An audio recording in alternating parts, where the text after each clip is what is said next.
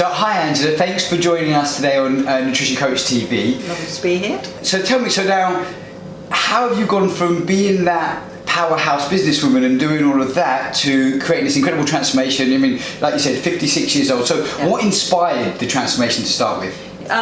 Well, I mean, I'm one of those people, I was sort of lucky with my physical fitness. I've always, even if I wasn't particularly fit, I always sort of looked relatively slim and fit. So I got away with it for a long time. And I was one of those people, you know, like you, very driven, burning the candle at both ends, wanted to get lots of stuff done. And so I was able to do all of that, but it was almost despite my fitness rather than because of it. And I just found as I was getting older that inevitably I did start to, and I don't think this is necessarily to do with age. I think there is a real fallacy that middle-aged women and middle-aged men get fat around the middle. I think actually what happens is our lifestyles change. We're more sedentary, we're invited out much more, we are wealthier, so we eat in nicer restaurants more frequently, we drink alcohol. It's just how our social life goes, and consequently we start to put on weight. And that definitely happened to me, probably slower than it happens to a lot of people. But certainly when I hit 50, I really started to feel I wasn't happy with how I looked. I felt tireder, less energetic,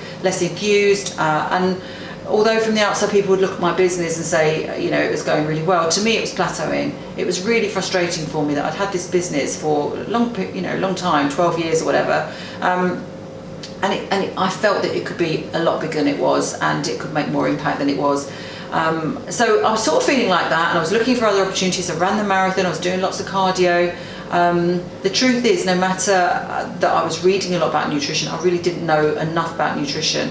And so all of this culminated really in one day. My son came to live with me for a few months, he came over from the US, and I noticed that he was measuring his food, and he was going off to this particular gym, a weightlifting gym, and he started to transform, you know, in front of me really over a period of weeks. And he said to me, "Mum, you should go, you really should go and do weightlifting." And I thought, God, no, you know, I can't go into a gym with big bodybuilding guys and do that. I've never done that.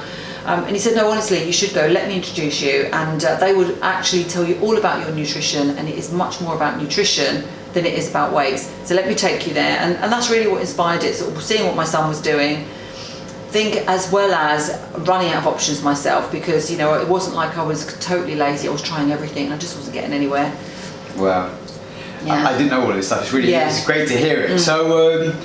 So when you did, so you went through a transformation over what period of time would you say was the core transformation? Because I mean, I know that you're in one of the best shapes of your life now, and it's just getting better. Totally, You're continually improving. I know you're more energized. So how long roughly did it take to get the transformation? It took quite a long time, honestly, and I think well, I know that so much of that was mindset. When I went there and they allocated a trainer to me, they also at the same time showed me all these transformations, 12-week transformations this particular company specialised in. And I remember looking and thinking, yeah, well, you know, that's all well and good, but I'm not going to be able to achieve that because, and I had all these limiting, although we know all about limiting beliefs and all of that, you know, I still had them. And I just thought, well, it's okay for all those people up on that wall, but there is no way at my age that I'm going to be able to transform myself into a sort of the physique of my dreams, as it were. But if I can lose this around my stomach and my clothes can look better because I love fashion, then I'll be happy, so let me give it a go. And really for the first, I would say, 4 months, I went through the motions and I wasn't really getting the transformation. And I always say that you have to find your trigger and your reason for doing something. And my trigger, weirdly, was my competitive spirit. It was nothing else. My son once said, I said to him after 4 months, "Look, you know, it's working for you. I knew it would work for you. It's not working for me. I look a bit better, but I don't look like you now look. I don't have abs and everything." Yeah. And he said, "Mum," he said, "but you're just one of their money clients." He said, "You know, they've got two sets of clients. They've got the clients that they know they're going to get the transformation out of, and they've got ones like you, the money clients." And I was just so indignant. I thought, bloody cheek. So I went into the gym and I said to my trainer, "Am I a money client?" He said, "You know, what do you mean?" And I said, "Look, have you got me down as one of these that I'm just paying money but I'm not going to get you the result?" And he said, "Honestly, you're in between." He said, and he said something that was just so, you know, it was pivotal really, because I remember it distinctly. He said, "I know you can do it, but I just don't know if you will." And I thought, yes, I bloody will. Right, okay, I'm going to do it.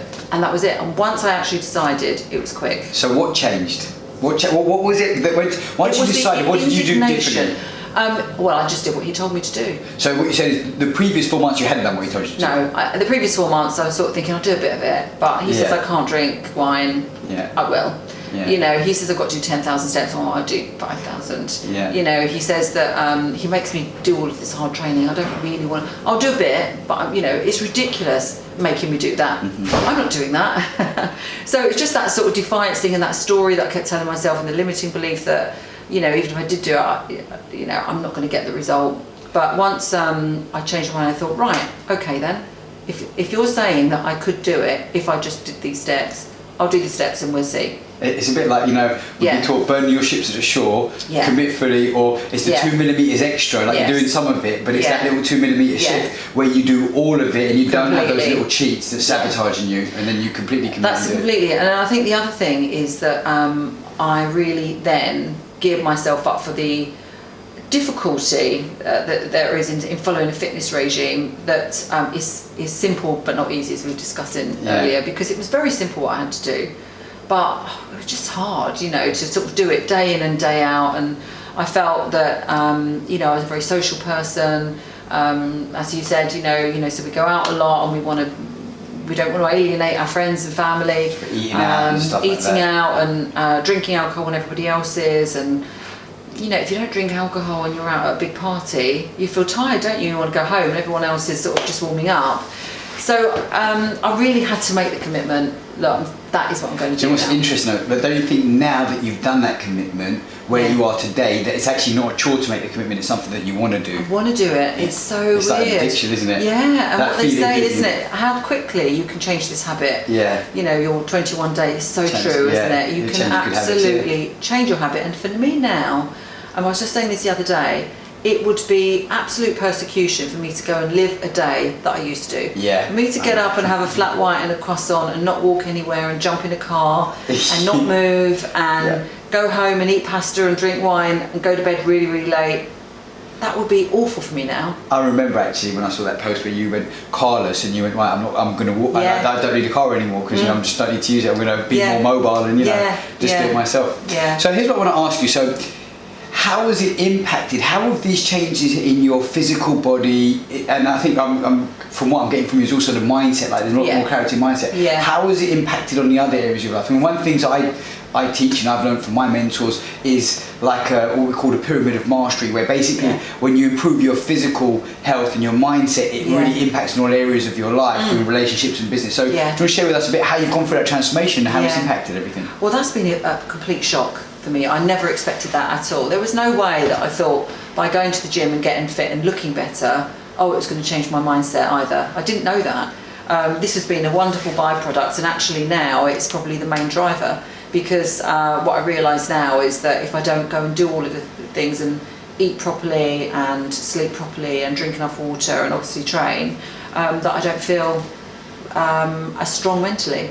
I don't feel as energetic. I don't feel as positive.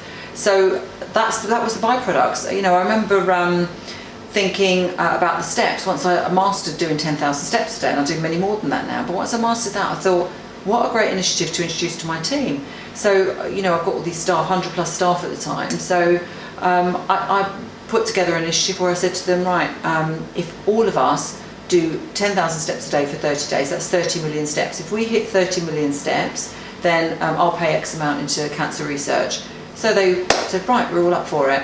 And so what we had then was a wonderful community we started to build on WhatsApp. So we've got people walking in Manchester and people walking in Sandwich on the beach, and you know, people were saying to me, do you not care that your staff are all walking around every day, you know, not doing any work? And I said, no, because what I realise is by them being so enthused and walking, and they're on the first step of the ladder of fitness as well, and I know that's going to make them feel much more enthused and perform better. Perform better, yeah. I remember when you started, this was about 2 years ago when you started, I think you introduced, I remember when you was actually doing it. Yeah. So it makes such a big difference mentally, and what I've realised obviously is you cannot disconnect your head from your body, and how can you expect to be totally performing optimally mentally if, you know, where your brain is situated is in a sort of a suboptimal sort of machine. So get it all tweaked and working properly, and then you can, there's no limits to what you can then achieve. And I believe that originally, but what I didn't understand was the connection between mind and body, which I do Yeah. now, and then mind and body in business even more so. So we've talked about belief, what you believe intellectually, but then what Yeah. really goes